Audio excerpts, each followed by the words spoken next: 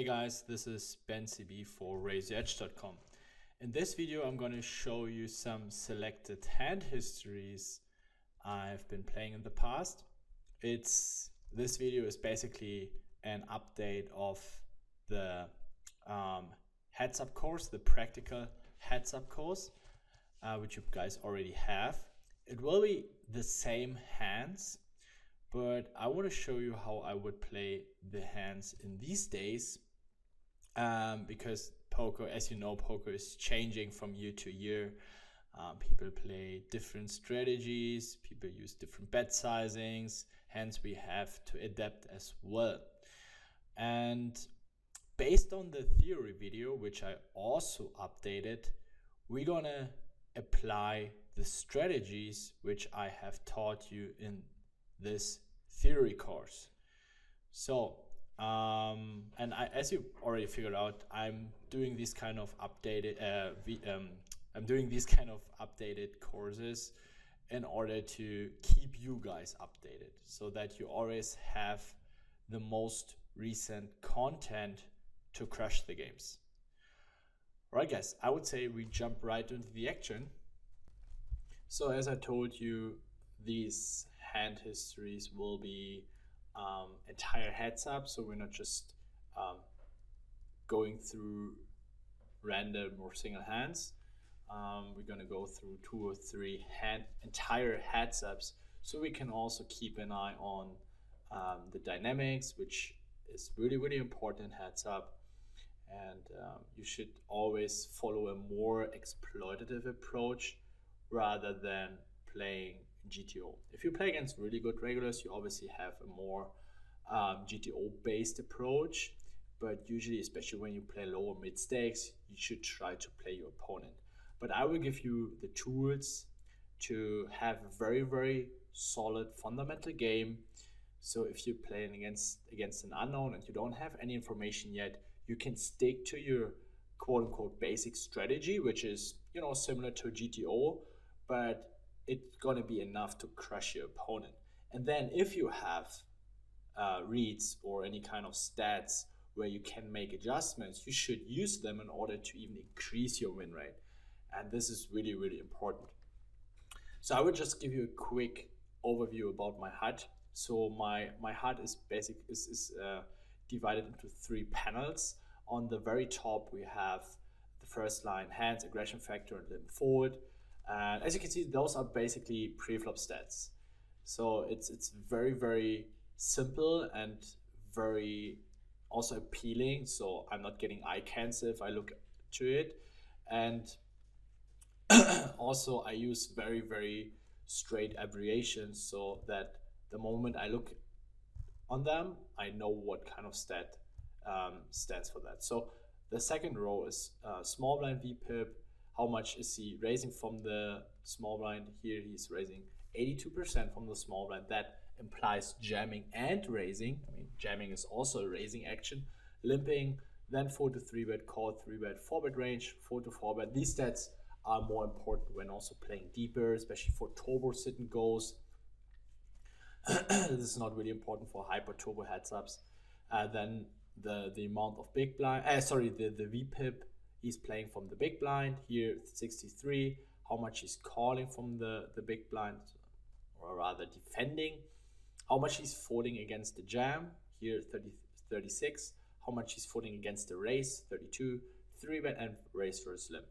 This is just pre-flop. The second panel are the post-flop stats. C-bet fold. So how much is he C-betting and folding against the raise.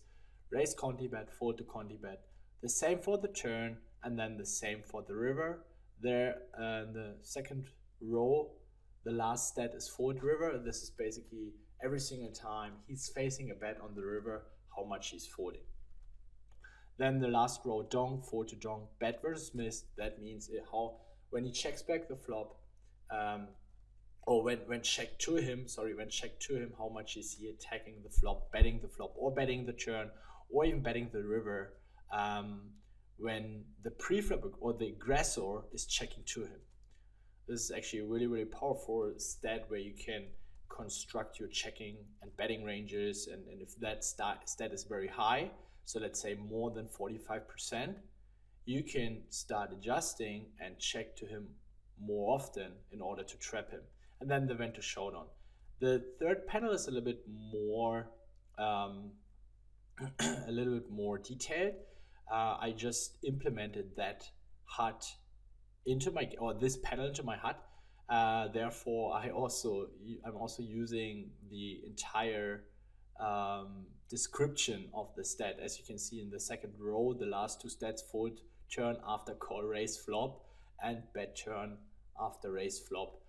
Because I didn't find a proper abbreviation, and I also uh, I was not able to keep those stats in my mind immediately. That's why I'm using the entire description here. And then the first stat is bet flop, fold to check raise, fold out of position, fold in position, and check raise. And then bet turn, fold to check raise, fold out of position. So as you can see, also it's very logical. The first line is for the flop, the second line is for the turn, the third row is for the river.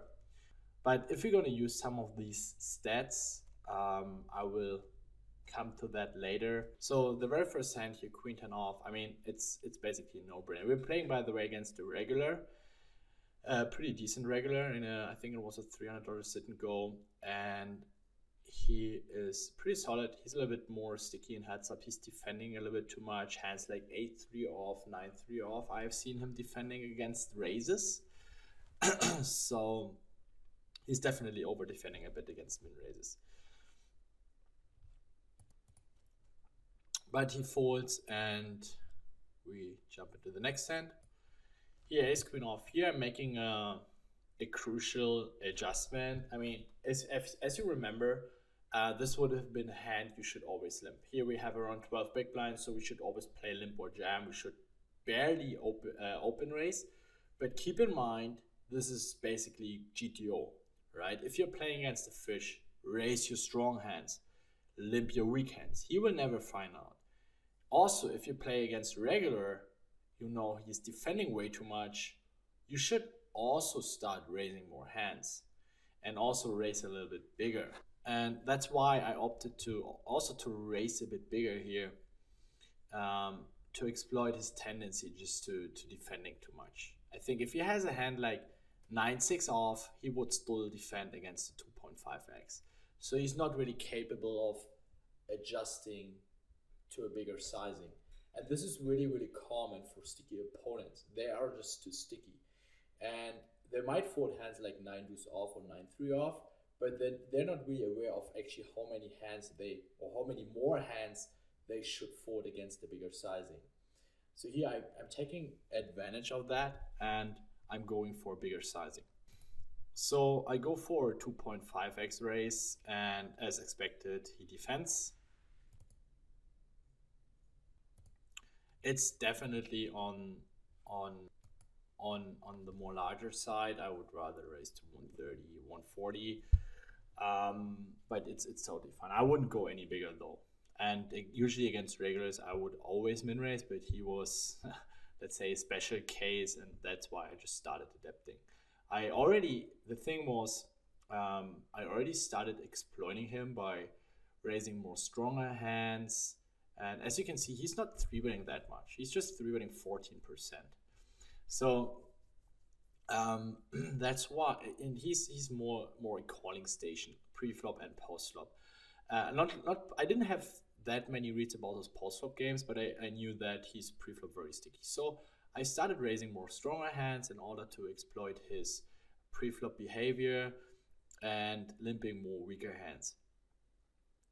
And then he was not really adapting, because apparently I was waking up way more often with stronger hands on the showdown than with weaker hands. So, but he was still not adapting at all. And I was always almost, or in a more higher frequency, calling his rejams apparently, but he didn't really care about it. So I thought, okay, if he's not even caring about my stronger raising range, maybe I can go even further and raise bigger.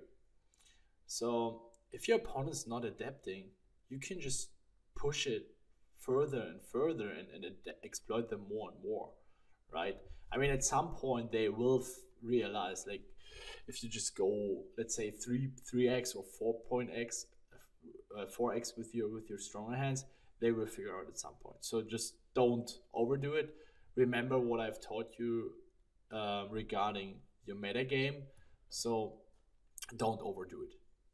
And here on the flop, I'm doing something which I would normally not do. I check back because I had in mind his range is super weak.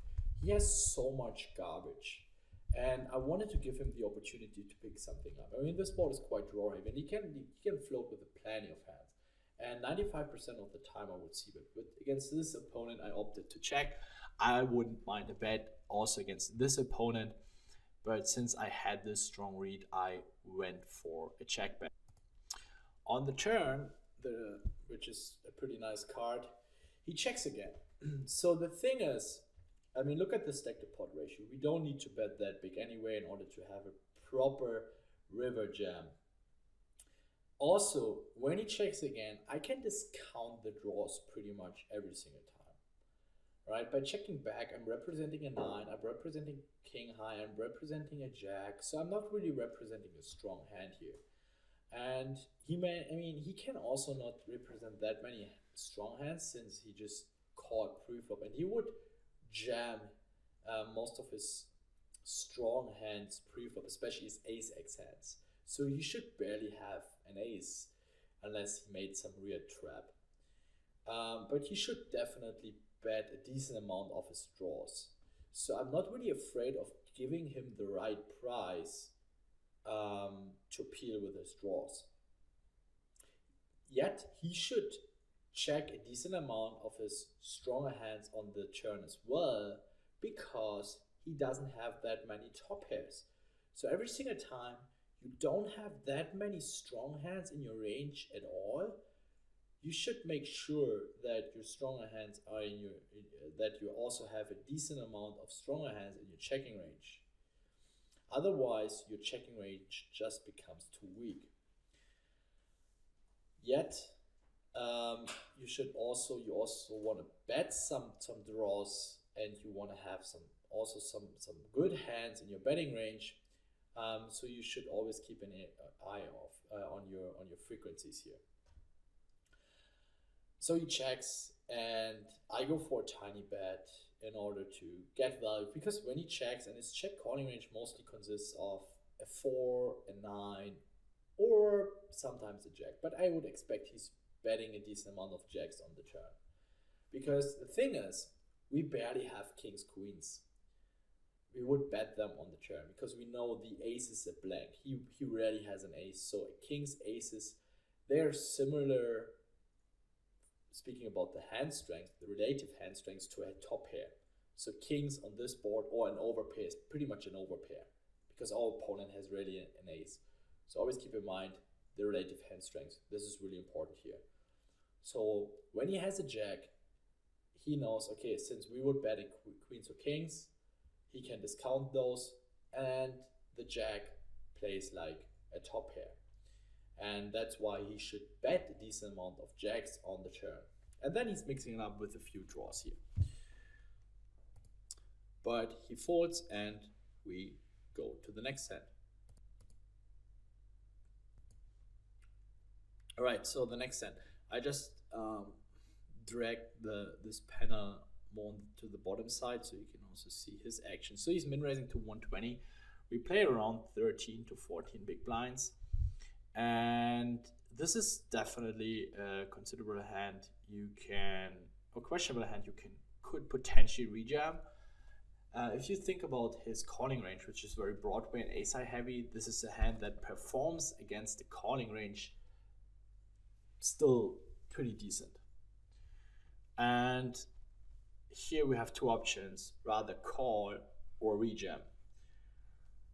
One very important rule, the more your opponent open raises, the more you want to rejam. And the less your opponent open raises, the more you want to call. As easy as that. Because if your opponent raises a ton, the EV of rejam just becomes insanely high. But we're going to take a closer look into the math. First of all, in these days, especially, but this is more for high stakes. People are limping more. But if you're playing low stakes, mid stakes, and you're facing these races around 10 to 15 big blinds, it's really hard to construct a range. But we can apply this kind of mirror thinking. So what would we do? And I can tell you, based on my experience and also based on my coaching experience, um, there are several habits people execute in heads up games, which we can use here in order to make a good guess. So here you can see a range. I would think most players are open raising.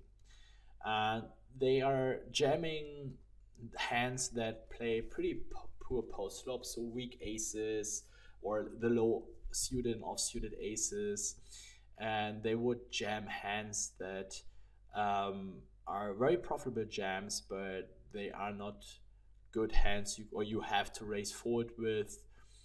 And then they're raising very trashy hands, and then obviously they're very strong hands. So I'm not saying this is a good range here, but this is what I expect people are kind of like raising in these situations if they opt to go for a raising range. Um, it is a little bit of, or it follows the basic guideline of raising very polarized, so very trashy hands and very strong hands. But still, it's kind of like merge. I mean, hands like Queen 10 off, King 10, King 8 off, King 6 suited. I would rather see them in a limping range, but we just use that as a first as a first yeah, as a first guess. I mean, we can go from there later. We can still adjust the ranges and then see how the EV changes. And you should always do that, especially in situations when you're not really sure how your opponent's range looked like. Just play around. Just use 3, 4 different ranges and then see how the EV changes. If your play is very profitable against all 4 ranges, you have a very profitable play. Let's say if your play is profitable in 3 out of 4 cases, it's probably still a very profitable jam. Let's say in 2 out of 4 cases, it's a very profitable rejam, and in one case it's a marginal rejam, and in one case it's a minus EV rejam, then it's probably still a profitable rejam, and so on. And then let's say in 2 or 3 cases it's minus EV, or let's say against 3 ranges, 3 different ranges, it's minus EV, then you should probably not go for the rejam. So you should always analyze your hand against different ranges and then make some kind of an average. And so we use that as the first range here, and then we see how our hand performs against this range. And this is, by the way, every single time how you should approach short stick situations, especially then when you are quote unquote lost. And then we take a closer look into what he's calling. I mean, King 8 off, King 9 off, raise calling with this deck size is a little bit questionable. Same for Jack 10 off, but I just let it in here. And obviously, if he's raising a hand like King 6 suited, I don't think he's ever folding it. Queen 7 suited is also very questionable, but other than that, all the other hands are pretty much no-brainer. When he's open raising those, he has to call them. And then you can see if he's raising this range, which I just showed you, and he's calling the hands, which I just showed you, we have a pretty profitable rejam with 5-3 suited. Also here you can see the power of suitedness and connectedness. A hand like 5-3 suited performs better than Queen 8 off. Or those suited connectors almost have the same value as the off-suited kings. Even though he's calling hands like Jack 10 off, Queen 7 suited, but let's assume he's not raise calling Queen 7, Queen 8 suited, or Jack 10 off, or 10 9 suited, and he's having those in the limping range, then those suited connectors become even a higher EV than the off-suited kings. But here in that case, since he's raise calling also a decent amount of Queen high, Jack high, and 10 high hands, the EV of the King high rejamming hands are still decently high. So now let's take another look and adjust the range a little bit and see how it changed if we take out some hands like Jack 4 suited, 10 4 suited, the off suited kings, Queen 8 off, Queen 7 off, and then let's see how the result changes. As you can see, the raise fold gap becomes smaller. That means he's still raising a certain amount of hands, but the amount of hands he's folding against our jam becomes smaller. And now you can see the EV drops a bit. It's only around 0.21. Just because, as I just mentioned, the raise fold gap becomes smaller. We have less fold equity, as easy as that. But as you can see, it's really hard to determine the exact hands our opponent might play, or how his raising range looks like. That's why it's always so important to to analyze different cases rather than just putting him on one range and then see the result and then thinking, oh yeah, that's DV and that's the only player that is possible. No, it also trains your eye at for or it kind of like prepares you for certain situations that you're going to be able to adapt way better. Let's say you play against someone who's open raising very polarized, or someone who's open raising pretty tight. You already kind of know what kind of hands you can rejam against those different types. But if you're just always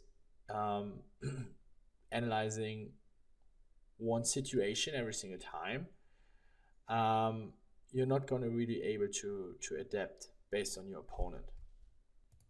I mean, over the time, you're obviously gonna analyze different types of opponents, right? I mean, today you're facing a very aggressive opponent. Tomorrow you're facing a passive opponent. Hence, you're gonna analyze different situations. But if you make it at the same point in time, right now, let's say analyzing against range A and range B and range C, you immediately see the different or the change in your ranges, which will kind of like stick in your brain or stick in your mind way longer, and you're going to recognize these situations way better, and you already know what kind of strategy you should execute. For example, here I changed also the range a bit and took out hands like ace 8, king 8, queen 8 suited.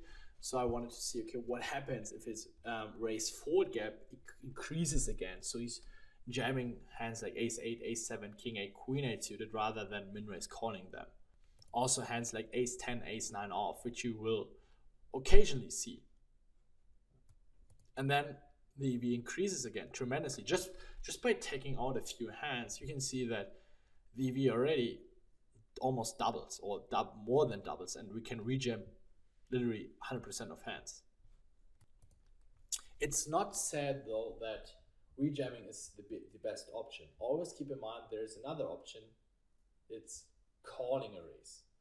So calling might have even a higher EV than rejamming. So you definitely want to take the very clear rejam hands. So if I know my EV is around 0.4 for the rejam, I probably take it, because I mean, I don't know the exact numbers, and it's a really deep analysis you have to make with card runners EV or other tools in order to determine the EV of just calling. But if you just keep in mind that you avoid the margin rejams, you're good to go. So I would definitely have, let's say, an EV over 0.3 here, because I know even against a pretty loose open raising opponent, the EV of calling also increases. And here, the worst hand I would rejam with would be 6-5 off, if I know that my opponent's range looks like this, or the range I just gave him. So, yeah, he min raised. I went for the rejam. He called with Jack 10 off, and we got lucky. I mean, Jack 10 off. I mean, if he's min raising it with this deck size, he's kind of like forced to call, because if he start min raise folding these hands, I can literally rejam 100% of hands. If he start raise folding his Broadway hands. But yeah, I would definitely limp this hand. If you remember my theory video, you should limp this hand here, unless you have another read. And this read should be you have playing against the maniac who's rejamming a ton and he's defending a ton. Other than that, you will always, this is the best candidate you want to limp with. Here I'm min raising, which is fine. You see now I have like a medium strong hand for a heads up, so I just min raise. Limping is fine as well. Here we are around this 20 BB threshold where we should start also limping a bit more, if you remember the theory part. But yeah, either ways, it's fine to limp or to min raise. He calls, and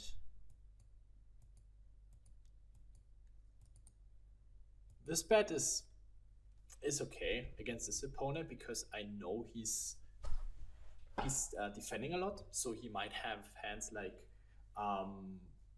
queen deuce off, which is actually a defend here anyway, but he just has so many more hands.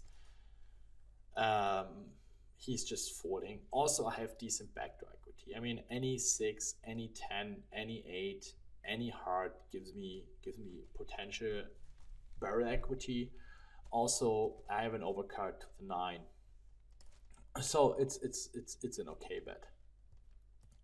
Also, if I get raised, which is definitely possible on this board, I'm not wasting so much equity. I don't mind checking back a hand like queen. I would definitely check back a hand like queen jack, jack 10, because I'm not really accomplishing that much. I mean, with jack 10, I'm just folding out queen high. But other than that, I have his 8 high hands and 10 high hands dominated. Same for 6 high hands very frequently. And he barely has ace high. So I know there's no point in betting a hand like jack 10 off. Same for queen 10, queen jack. We can just check back and call a turn. We have 2 overcards, a gut shot, and we're still ahead against a lot of draws like 8-6, 10-8, 10-6, 5-6, depending on the turn though. But we have with queen high, we're going to be ahead often enough on the turn. Also, we have the needed equity against his betting range. I mean, unless he's not betting too big, but assuming he's betting around 50-60% pot size, even 70% pot size, we can call most turn bets and then see a river. And remember, especially when playing post flop in short stack situations, protecting your equity is very, very important. If we bet queen jack or jack 10 and he jams on us, this would be horrible. I mean, we can call a raise, but if he jams the turn, we also have to fold. The shorter you get, the more connected the board is. You want to be more passive with your draws that cannot stack off. All right, next hand, queen 10 off. I mean, if he raises, we would defend. If he limps, it's really close. I would definitely raise queen jack. I would probably check back queen 10 off. This would be my threshold here when considering raising or limping. Sorry, raising or checking. Anyway, he goes for a min raise and we call. So usually I would always advise to check here our entire range, or almost our entire range, but I don't mind having a few hands in our donking range. Because this board, there are a couple of hands that actually want to continue and see turns and rivers, but they cannot really stand a flop bet. I mean, we could potentially float against the smaller sizing, but it kind of sucks. And also, look at the preflop stack size. We are around 20 bigs, so we can potentially have some king jacks. We have queen jack, jack. We have all the jack X. We have 2 pairs. We can have a few traps like aces and kings here and there. So it's not like that we're totally capped. Yet I would probably check most of the time, but there are a few hands where I actually like leading. And this is one of the hands, Queen 10. Also, a hand like 9-5 is a good hand to lead with. Because if you get raised, you have an easy decision. You can just let go of your hand. I would never lead a hand like 8-9 or 10-9 or 10-8 or 4-5, where I have two overs to the 7 and a gut shot or an open-end straight draw. Those hands have too much equity and would be such a waste of equity to bet for those hands. So if you want to construct a leading range when playing a shorter stack size, they should have enough equity when called, but they shouldn't have too much equity when getting raised. So here the balance is really important. And generally speaking, if you have a gut shot or you have something like an overcard and back to straight draw, back to flush draw, those are very good hands, because if we get raised here, we pretty much only have 3 overcards.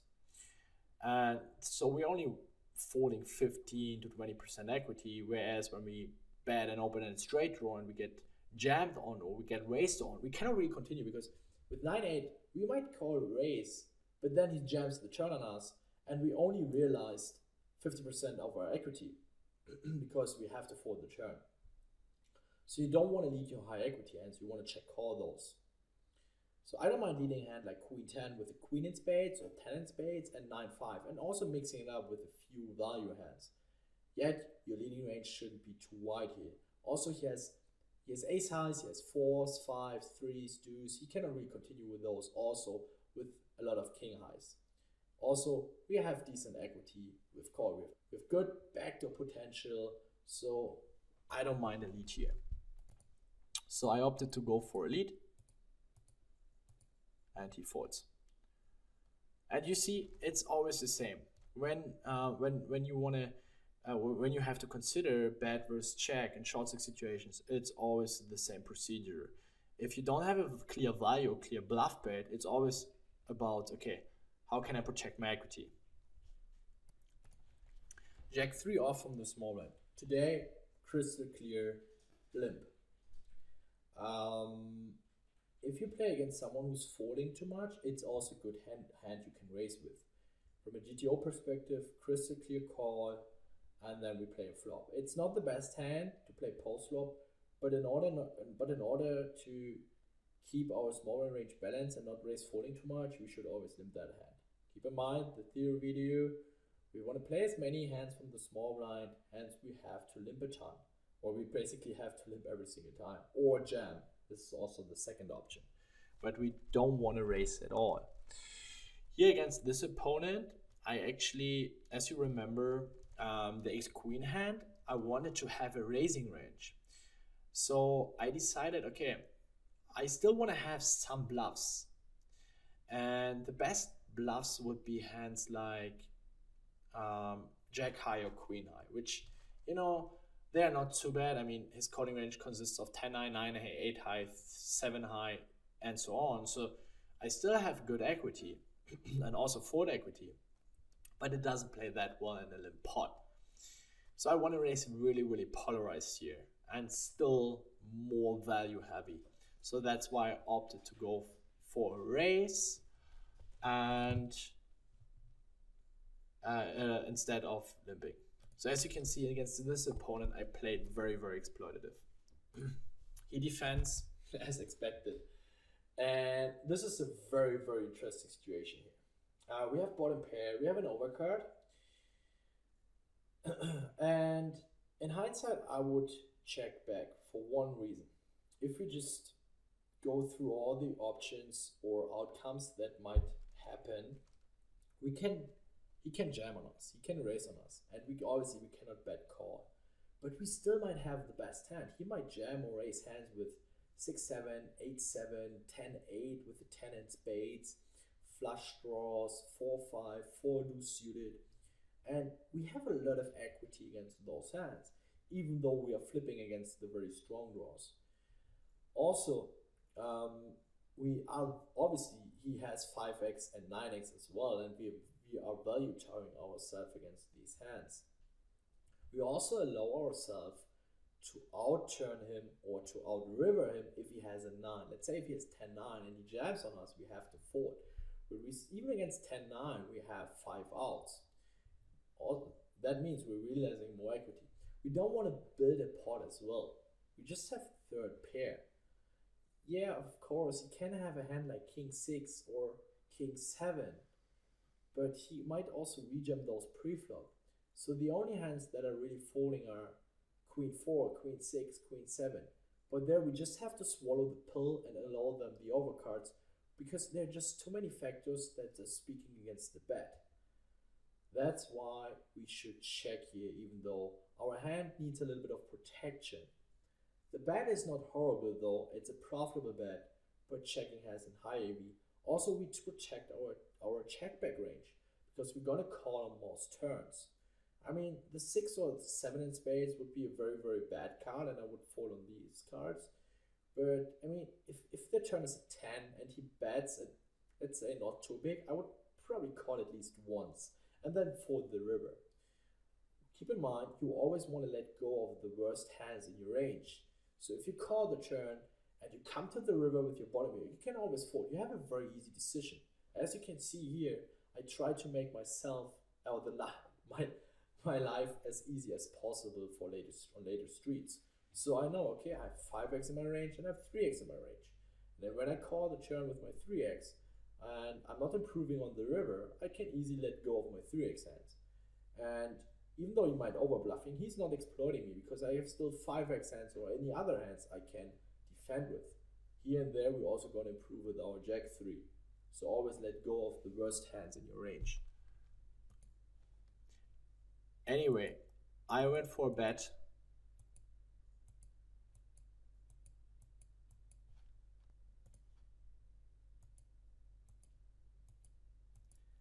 and if I remember correctly, he check calls. Oh, that was a little bit too far.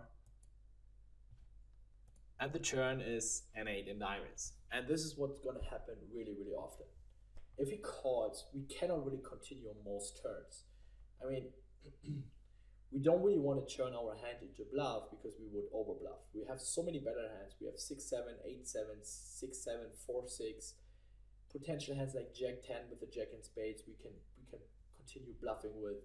But here we have bottom pair.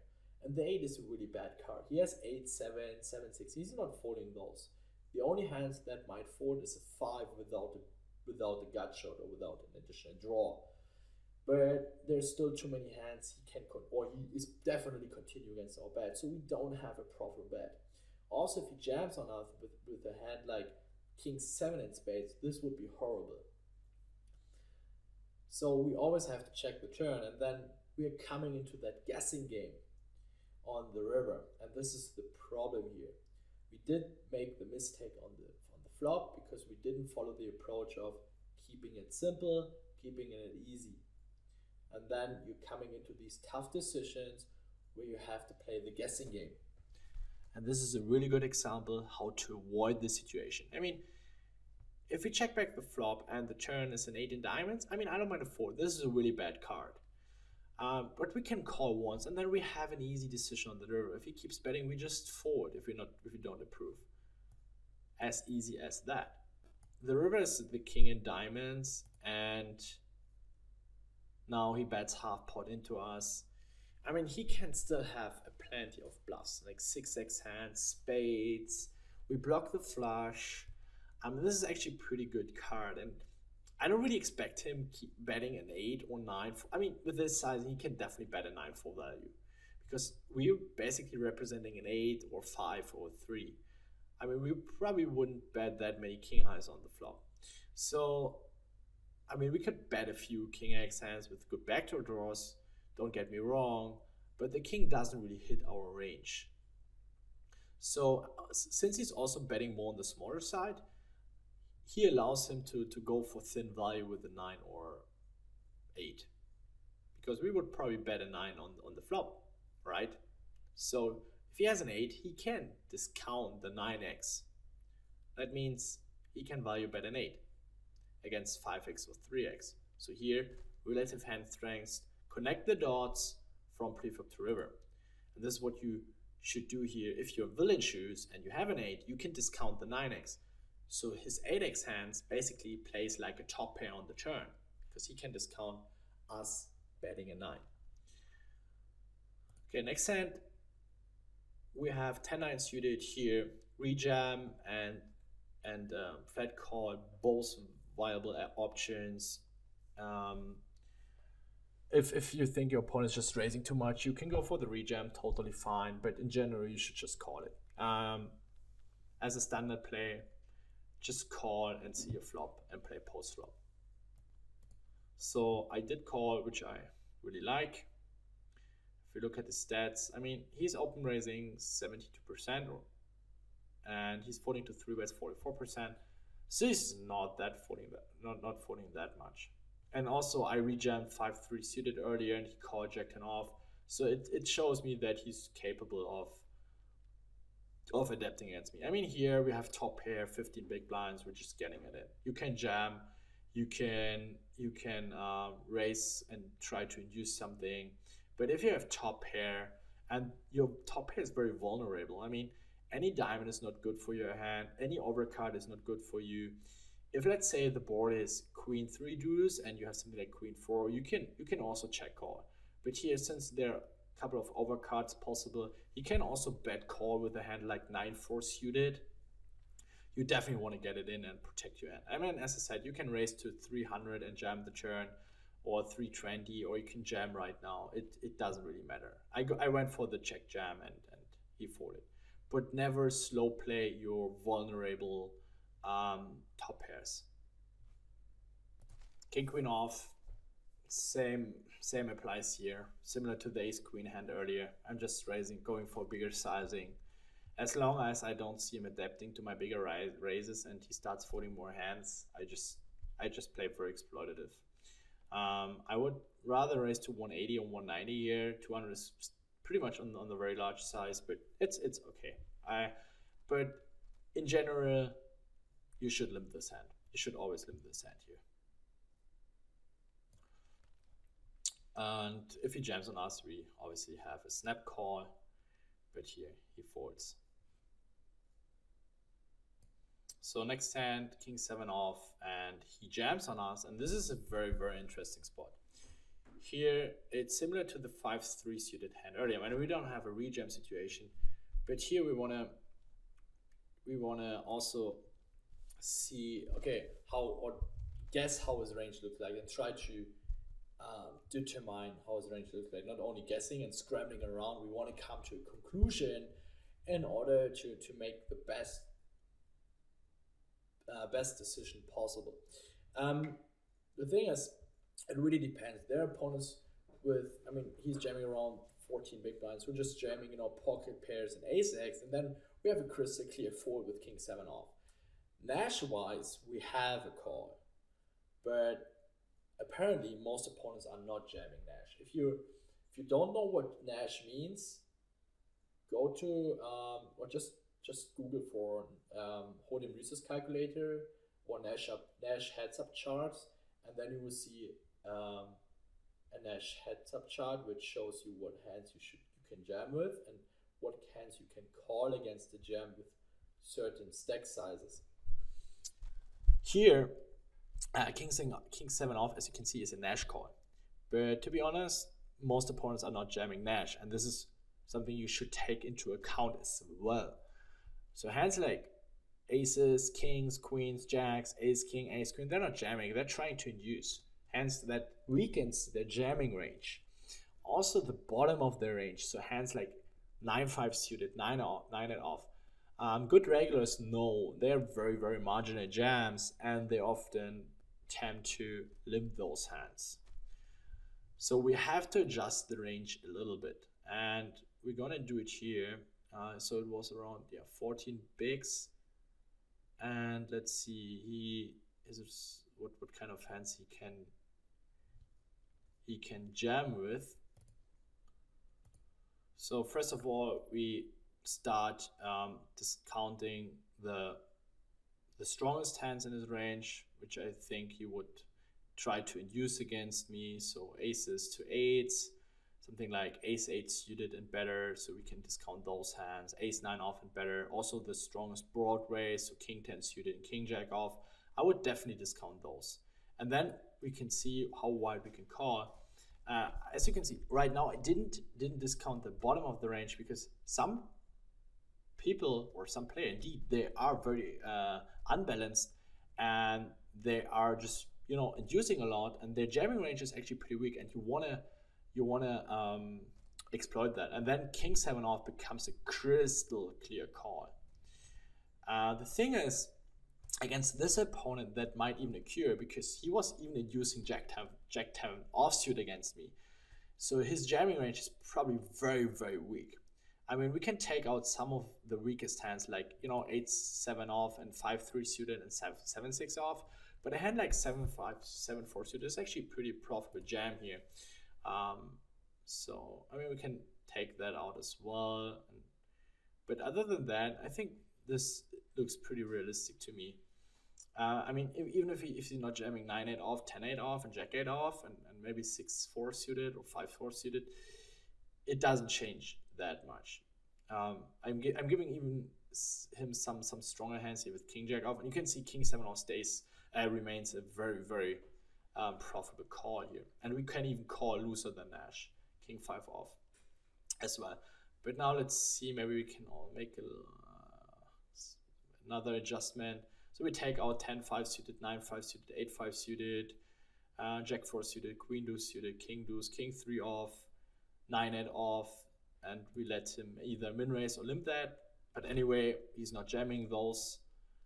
So now you can see king 7 off remains a very, very profitable jam, and we should always call here. And this is the problem. If your range gets unbalanced, it's very easy attackable. And he did a really crucial mistake here, and I think you should never jam king 6 off. You should just limp it and play post flop. This is not a good jam, and I think I perfectly adapted to that. I mean, usually I wouldn't call here, because I see most of the time people just call it jamming ace highs and pocket pairs. But yeah, he didn't, and this allowed me to win the heads up. Okay, so next opponent, also regular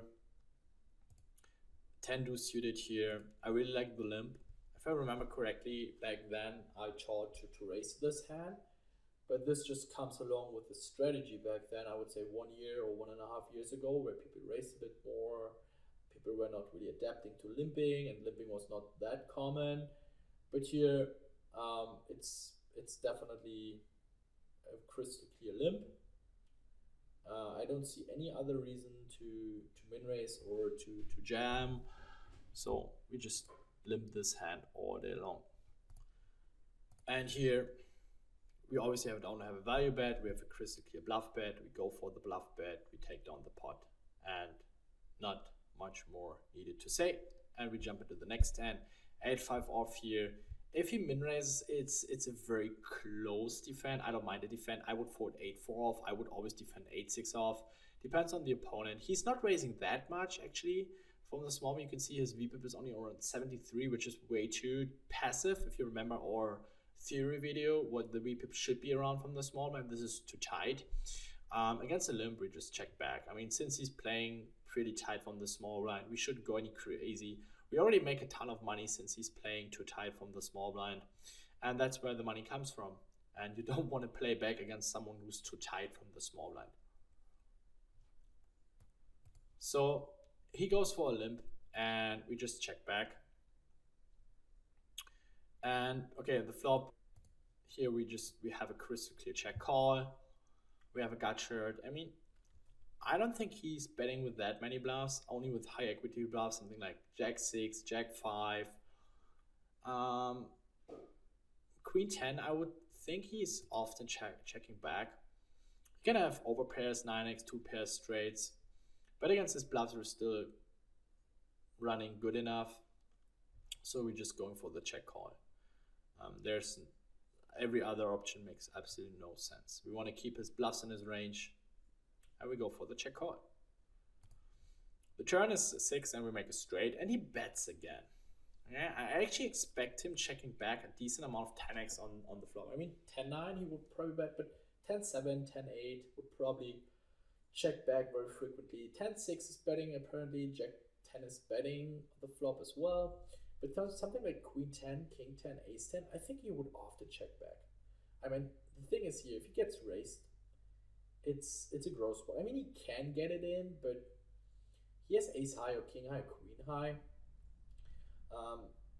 And an additional straight draw. So I would assume he would just check back very frequently. Anyway, only call makes sense. We want to keep his bluffs in, and we just call. I mean, if we look at the calling range on our flop, I would continue with my 2 pairs and straights. I would fold my 9x, maybe some and my 8x and 9x with the diamond, and then we have already enough combinations we can continue against this call. So if you have something like Queen 8, just you can easily fold because you have way more hands you continue with. All your straight draws become a straight now, and you're continuing with your straight. So don't over defend. Remember what I've taught you earlier. Let go of the worst hands in your range, and an 8 or a 7 becomes pretty much the worst hand in your range, and a 5x or 10x hand now becomes pretty much the top of your range. So always think about relative hand strength. Just because an 8 was a decent hand on the flop doesn't mean it's a decent hand on the turn. Now it's a garbage hand, and we let go of our 8x hands. The river is very interesting, and betting makes no sense at all. We always want to check.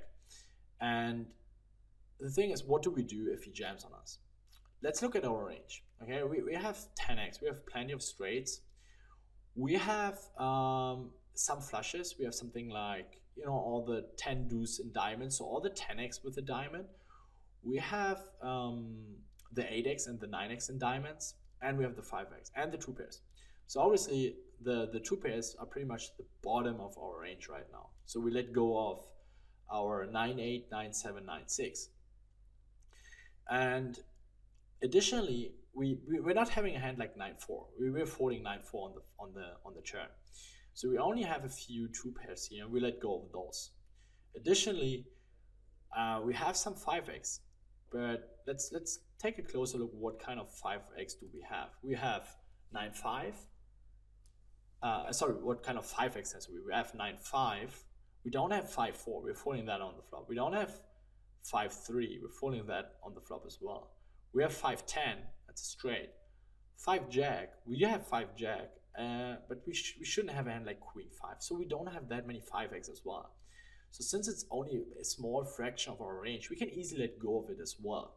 So the 2 pairs and the 5x are the worst hands in our range, and we have plenty of 10x. We have also a lot of flushes in our range. So our range is so much protected, and this is the spot where also people do underbluff a lot. Since we have so many straights, and he cannot really expect us folding a straight. So I would easily let go of my straight here. So if he jams, I would definitely fold, or if he bets, I would definitely fold. But he checks back, and he shows Jack 4 off. I don't mind it, but he doesn't really have showdown value. I mean, he should definitely bluff a hand. Let's say if he has Jack 4 with a Jack and diamonds, I really would like to see a bluff by him. So he should choose those hands where he has a diamond in his hand. Something like Queen 4 with the Queen and diamonds, or I mean Queen 4 is a very optimistic bet, but all his Jack X with the Jack and diamonds. So Jack deuce, Jack 3, Jack 4, something like Queen Jack where he has all the diamonds in range. They are the best hands he can triple barrel bluff with. He's blocking the flushes and he's blocking the nut straight. Also, our range is so protected that I know, or I believe, that people are not bluffing as much as they should. I mean, we call the flop, we call the turn, we signalize them, hey dude, we have either straight, or we called with a pair and a flush draw on the flop, on the turn, but the flush got there on the river. So we have plenty of straights, and we have flushes, and the 2 pairs. But since he's betting in such a strong range that consists of 2 pairs and straights, people are not bluffing as much as they should. So keep that in mind. If your range is very strong, perceived, and you're coming with many, many strong hands to the river and all the nut hands as well, people tend to underbluff. So here, if you're not sure whether you should bluff catch, but you know, okay, my range is fairly strong, always go for the forward. You make money in these spots by hero forwarding rather than hero calling. You're gonna lose a lot of money if you hero call in these spots. But the key is you have to know that your range is fairly strong. And if you know that, you're gonna find out that you shouldn't bluff catch that much. I mean, let's put ourselves in his shoes, right? We see that our opponent calls the flop and the turn. Wow, damn, that looks so strong, right? And that is, or this is the way how many people think, yeah, hence they do underbluff. So we can easily let go of a 5 here. He actually also doesn't need to bluff that much. I'm speaking about our opponent, because remember what I mentioned earlier, he should check back a hand like Queen 10, King 10 or Ace 10. I mean, if he bets, he probably has to stack off, but it's really hard for us or for him to be ahead. I mean, we potentially have to fast play or play a hand like 10-5 off aggressively, but most of the time he's behind. Yeah, okay, he has good equity against our value range, but he doesn't need to push the variance unnecessary. You can just check it back and play turn and rivers. That is also the approach you should follow, especially against weaker opponents.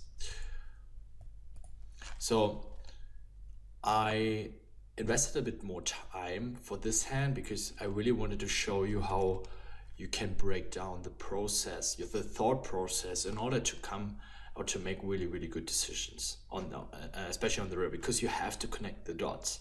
The point is, connecting the dots is so important.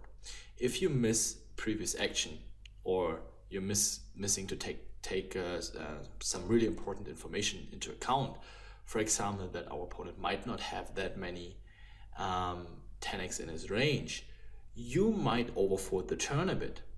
Also, you might misinterpret his river range by not taking the flop action properly into account. So it's always important to connect the dots from pre-flop to river. Not only for your opponent's range, also for your own range, especially in these situations where you have no clue how your opponent is going to play the spot. I mean, here I don't have any reads how he's having how he's playing a 4-card straight on the river after betting the flop and after betting the turn. So here I'm just sticking to my own range, and that's what I basically did. I cannot apply any exploitative concepts here, or I cannot exploit him at all. That's why I just stick to my game. I know, okay, I have many better hands I can call on with, and I don't need to call on with an 8-5 here. As easy as that. Jack 4 offsuit here. If you remember the Jack deuce and the Ace Queen offsuit hand, this would be a good hand to open raise if you want to have a raising range here. But remember, you should just limp. But since I wanted to have a raising range against this opponent, especially with my stronger hands, I opted to go for a raise. So the next hand 8-6 off, and if I remember correctly, I made a very big mistake here. I jammed, which I really don't like. This is a crystal clear check back, or you can also raise. Hands you should always raise in these situations should be hands that are not so dominated by his calling range. So let's say if he limps and he calls against our raise, you should choose hands that are, as I just mentioned, hands that are not dominated by his calling range. So let's say he's limping hands like Jack 9 off, Queen 8 off, 10-9 off, Queen 9 suited, all these kind of like weakish Broadway hand or strong connected hands that are in his limping range. He's calling them against a raise. And with a hand, let's say like Queen 5 off, we would be pretty dominated. Or with a hand like Jack 7 off, we would be dominated very, very frequently. So we don't want to raise those hands. Very good candidates are hands like 5-3 suited, 4-2 suited, 6-3 suited, 7-3 suited, something like 8-5 off, 8-4 suited. Hence, we have really, really good equity against this calling range. And also the risk reward ratio is pretty bad here. We have only 12 big blind. We have 12 big blinds. So we're risking 12 big blinds to win 1.7 big blinds, which is way too much. If you want to jam hands here, you should jam your aces, your pocket pairs, strong broadways. You can mix in some traps. You can raise with 10s and better or 9s and better, and hands like king queen, king jack suited, or strong suited aces. If you want to jam some bluffs, you want to jam hands like 5-4 suited, 6-5 suited. Yeah, based on that example, I just want to show you real quick how our jamming range can look like. This is just a little bit more random. Don't see it as carved in stone that this is a typical limping range, but this opponent plays a mixed strategy. He's raising, he's limping. So I gave him some very, very weak limping hands. Also the strongest hands as well. So around 20%. He's also limping around 20% here. I mean, only 64 hands though, but at least we have something we can work with. But the thing is, in reality, it's very often the case that our opponent, they're very often limping very Broadway heavy and the strongest aces, and they're just jamming, the weakest pocket pairs and the weakest offsuited aces and also the weakest offsuited kings. So their calling range is very pocket pair, like the good pocket pairs, and as well as the good Broadway hands. And this has a very, very crazy impact on our jamming range, and you can see it here. I mean, he's obviously calling the broadways and he's folding the hands like queen deuce, queen 3 off, which I gave him in his limping range. And here you can see how our jamming range looks like. A hand like 6-4 suited performs better than king 8 off. Why? Because his calling range is so broadway heavy. Here it's just about the equity. How performs our hand against our opponent's calling range. So especially in heads-ups, when you're around 9, 10, 11, 12 big blinds, you want to rather jam hands like 7-4 suited, 6-3 suited, 8-5 suited, 5-4 suited, if you have the read that your opponent might limp too much. Yet this opponent, he only placed 71% from the small blind, so it's totally stupid by me to have to play the big blind aggressively. It doesn't make any sense at all. He's just folding too many small blinds, so here I maybe just had a wrong read. But keep in mind, the V of checking back a hand is also decently high. So actually the V has to be reasonably high in order to go for the jam instead of checking back. So I actually definitely want to have at least around 0.3 in order to jam the hand. So here I would just jam my pockets and the offsuited aces. I mean, his limping range was fairly strong. So he had a lot of strong hands in his range, so his raise limp fold gap was not that high.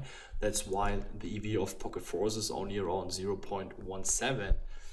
Usually it's higher. It often looks the same, that the EV of those connected hands is actually pretty decent and often better than weak offsuited kings. And I see people very often jamming king deuce, king 3, king 4, king 5 offsuited all day long with around 10, 11 or even 9 big blinds, which very often is not as good as jamming other hand categories, and you should know that. So I jammed, which I don't like. And he calls with queen 10 suited, which is pretty standard. But in general, you should not do this. And I also want to show you my mistakes and learn from them. It's always okay to make mistakes, but you should always learn from them. This is what you get out of these lessons. Yeah, jack 8 off here, clear jam, next hand, 4-5 off.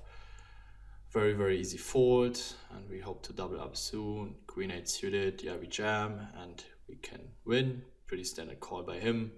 Nothing more to say. Pocket 3s as we would call off. King 9 off, pretty clear jam. Pretty standard call by him. 5-3 off, easy fold. King Queen. I actually, it's okay to limp. I don't mind a jam. I think you can go either ways. I think this is a first adjustments based on his raise versus limp stat. So I decided to limp and trap him. That's basically my thought process in this spot here. 65 is definitely way too high. It should be around 40 max. So I limp, he jams. I mean, I snap call. We split. He has king queen as well. Nothing more to say. So the next hand, 3 deuce offsuit. We're gonna fold. Queen 7 off. Clear jam. King 3 off. This is a little bit more interesting here, and we can take a closer look. It's an Ash call, but obviously he might limp a few more hands, especially stronger hands. I mean, he already showed that he's capable of limping hands like Queen 10 suited, and obviously he also is going to limp weaker hands, and then we can see how that impacts our calling range. So if we take out the premium hands, or we just let him jam all the premium hands, and we take out queens, kings, and aces, and then we also let him limp the weaker hands like 9-7 off and 4-3 suited, it's a close call here, as you can see. It's a slightly minus a V, but I already took out a few hands that I would think he would usually jam, or most regulars are usually jamming. So especially hands like more of the offsuit queen 5 off here, or 8-4 suited, 4-3 suited, 6-3 suited, jack 3, jack 2 suited. I see people jamming very, very frequently, or 9-7 off, 7-6 off. So I don't mind the call. It's close though. Yet in these days, especially in higher stakes, in heads up, people are a little bit more balanced. So you should be aware that if they tend to limp stronger hands, even hands like queen jack, king jack, ace jack suited, they usually also limp very often weaker hands. That means their jamming range is still kind of like balanced, and you cannot really make any adjustment. On lower stakes, people are a little bit more unbalanced. But this is really, really player dependent. So if you're playing against someone who you don't know yet, just stick to your range. That's what I meant earlier. Just call Nash against regular, and then you're good to go. And the longer you play against the regular, that's why it's so important to write notes, to have a good note system, to have a good HUD. I mean, a good HUD is basically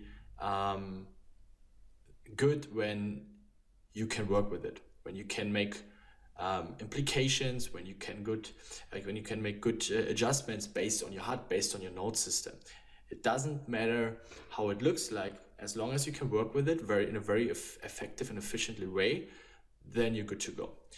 Here I'm referring to my course, Technical Tools, where I teach you how to design a good note system, what stats you have to use in certain Go games, so you are good prepared with the HUD system and note system. I mean, anyway, we have a close call here, 0 minus 0.15. I made the call, but yeah, as I said, I think he's jamming a little bit more weaker hands than I gave him, but it's not. In most cases, it's never going to be a super bad call. I don't want to scramble around too long, because he can jam 10s, he can jam 9s, he can jam ace 10 off, or just limp it in as a trap. So either ways, if we put those stronger hands in his jamming range, our call becomes worse. If we put them in the limping range, our call becomes obviously better. So I made the call and we win. So yeah, 5-4 offsuit here, crystal clear call, fold, ace-8 off, yeah, we would snap call, king queen off, easy jam, and 8-6 off, yeah, we have an odds call. So here we just, this is very short stack situations, like 8 big blinds and below, you can just use Nash. Jack 7 off, easy jam, 4 deuce off, 4, Jack 9 off, jam. Here I'm just rushing a bit through, because those are basically just Nash situations. We are around 6-7 big blinds. We play Nash, jam fold. So there's not much more to say. Yet you can have a limping range with 7-8 big blinds. But this is not part here of this practical hand video. I was talking about that in the theory video. Just as a side note, orientate on the 12-11 big blind range I constructed for you. And then you obviously have to take into consideration that your limb fold gap has to decrease, because your opponent gets a better price on his jam, because he's risking less to win the same amount of money, right? So you cannot play the same limping range as you would play with 12 big blinds. So you have to let go of more weaker hands than you would, or hands you would maybe play with 12 big blinds, but these kind of hands you have to fold with around 7, 8, 9 big blinds. So our next opponent is another regular, but we don't have any reads or stats on him. So we're basically just playing our game. We stick to our game. So it's a more game theoretical approach here. And obviously we use some population tendencies here and there. But other than that, we're going to play pretty straightforward, pretty solid style. I mean, we have so our opponent limps, and we have aggressively check. I mean, here we never jam this hand, we never raise this hand, so we just check, and he bets, and we call. There are merits in raising. You can mix it up. I would rather raise a stronger jack, because if we're getting it in, we probably behind most of the time, unless he has something like jack deuce, jack 3, jack 5. But very often we're also going to split against these hands. So here, our jack, as weak as our jack is here right now, we should just check call.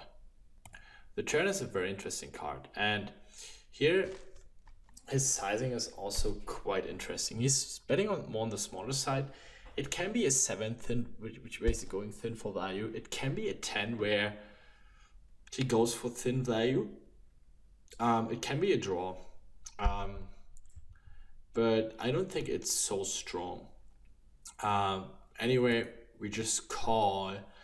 Against this tiny sizing, I actually don't mind a raise. As I said, from a GTO perspective, we should just call. But I don't really expect him betting a 2 pair or trips so tiny. But by betting so tiny, it's really hard for him to extract maximum value. I mean, he can trap with a hand like 8, 9 in spades, but I mean, this is only one combination. So we call the turn, and the river is a 4, and I made a very, very big mistake here. I folded, which in hindsight, today I don't like it anymore. I mean, as you probably know, I'm not a big fan of calling down 3 streets with weak hands, because in these days people are not as aggressive as they should. And I would say it didn't change that much, let's say 1 or 2 years ago compared to today. But this is a little bit too much. You can have hands like Queen 9, 8-6, flush draws, 6-5, 6-3, 5. There are just too many draws you can potentially have. Also, his turn sizing is very, very more a sign of weakness than of strength. So here we should just call down our top pair. And a general guideline in heads up, if you have a top pair, most of the time you should go for a check call, check call, check call, unless the board is not super scary. I mean, if the turn would be, if the river would be an 8 or 9, especially 8, 9 in spades, I would fold for sure. If the river would be a queen in spades, I would probably fold. Or if the river would be a 5 in spades, so would also not be such a good card. But other than that, we have to call down. I mean, we're basically folding 100% of our hands here, right? Pocket sixes, pretty easy jam here. 10-7 off against the min raise, we defend. Against the limp, we check, but he folds, so nothing more to say. King 8 off, back then, also today it's a very profitable jam, but this is a hand I would rather limp today than jamming. It's very borderline because it's a quite profitable jam here, don't get me wrong. But if you remember our theory course, or the ranges we have been constructing there, this is a hand that we should limp and then go from there.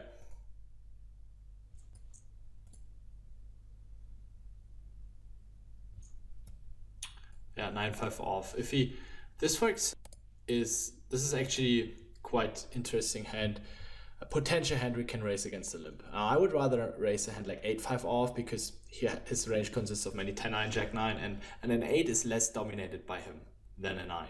So I would check and start ISO raising hand like 8-5 off as a bluff.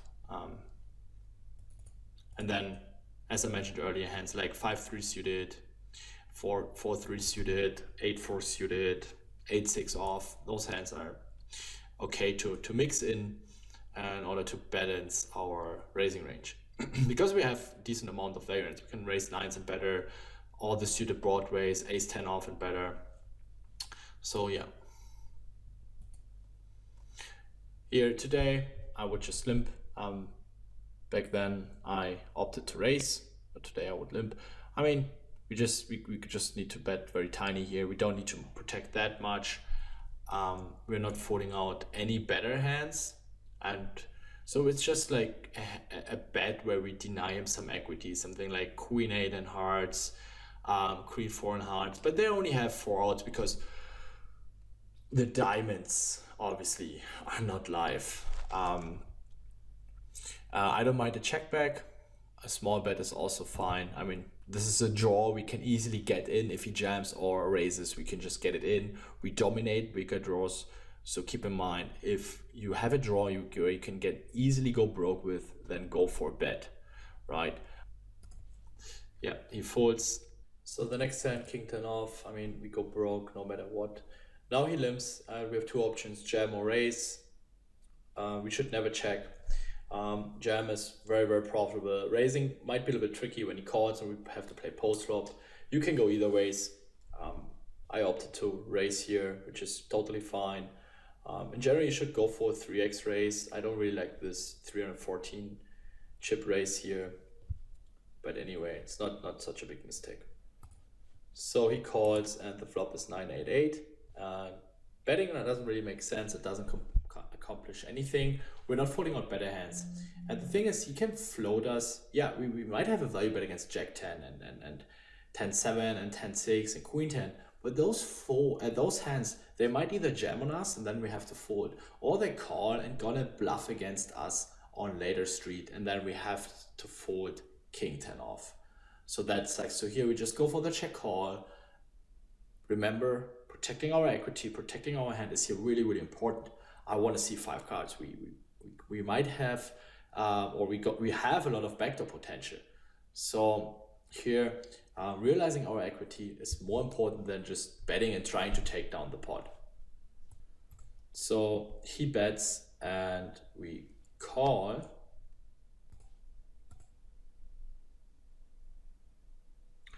His sizing, he should bet a little bit smaller. It's okay, but yeah, this is actually a pretty good card because he should never have an ace, so he should never bet this card. This card improves our range apparently. So if he has a hand like Jack 10, Queen 10, he should check it back because now he's jamming into range full of ace 10s, ace kings, traps. We're never gonna fold kings to jacks here as well if we wanted opted to trap. We can also have a hand like 8-6 off, so it's not said that we're never gonna have an 8 here. So he's only folding out king highs like the king, queen, king, jack, king 10s we have here. So he should have 100% check back frequency here. So he does check back and By that, his range stays balanced. He still has all the 8x, he still has the draws. So, and if we check the river again, then he can start bluffing. Because if we check again, we're basically saying, okay, we have king high, or maybe something like 7s or weak 9 or whatever. But then it makes more sense to bluff. But he cannot bluff that much anyway, because the ace is a really bad card. He rarely has a top pair. He has either trips or nothing. And since there are already 2 8s out there, it's more unlikely that he has trips. So his bluffing frequency should decrease tremendously in that spot here. So even if he has a hand like queen 10 or 6-7, he should even give up a decent amount of his bluffs. So this is a very interesting card here. And obviously he also has a decent amount of 9x hands. He has queen 10, jack 10, he has 9-7. So I really don't like the check call, because we're basically value targeting ourselves against an 8. I don't really see him betting jack 10 or any kind of weaker 10 here. Or in general, not even a 9. But the thing is, he might level himself in calling with a 9, because if he bets the 9 on the flop and then he checks back on the turn, which makes a lot of sense with the 9, he might end up hero calling the river, because he's somewhat top of his range. And I really like this sizing here. We can do it with our straights if we have something like queen jack, which is also totally reasonable. We can have an 8, we can have aces. So I really like the sizing here, and we shouldn't go too big. And especially with this hand, I really like it. Also, perceived, we don't have many bluffs. I mean, queen jack got there, queen 10 got there. It's only king jack and king queen. So it's really hard to have bluffs. That's why I also choose the smaller sizing, because it fits better in my whole range.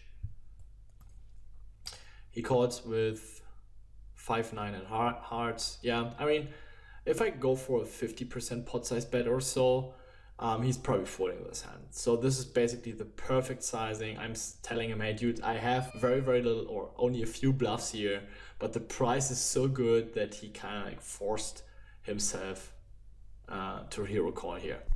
So the next hand, queens, yeah, we're just jamming.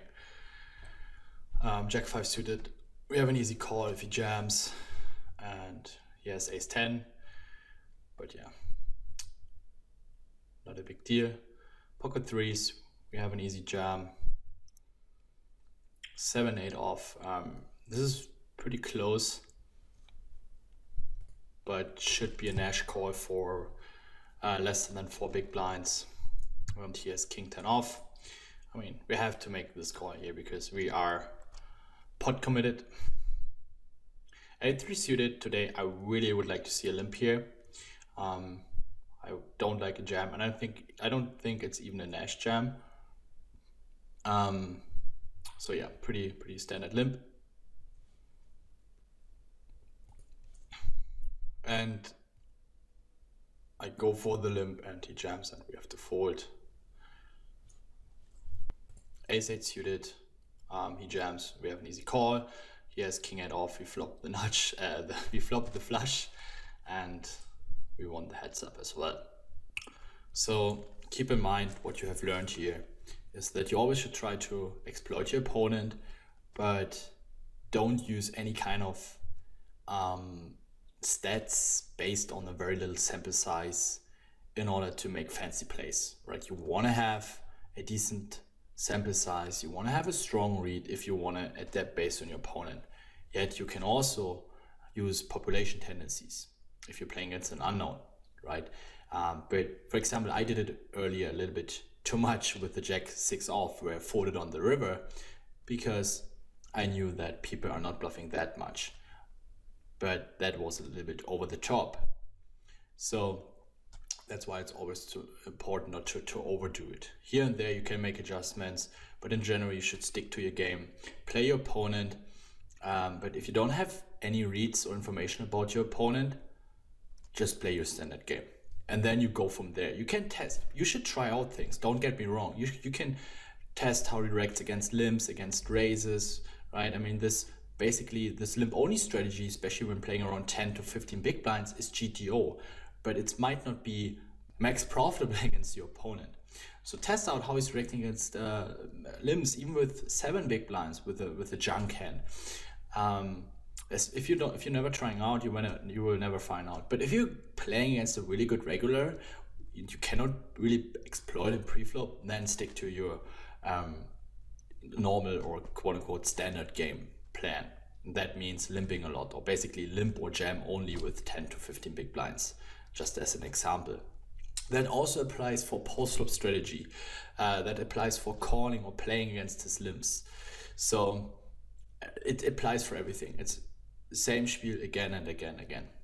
Right, that's it for today. Again, that was just an update, just to let you know how I would play the hands in these days.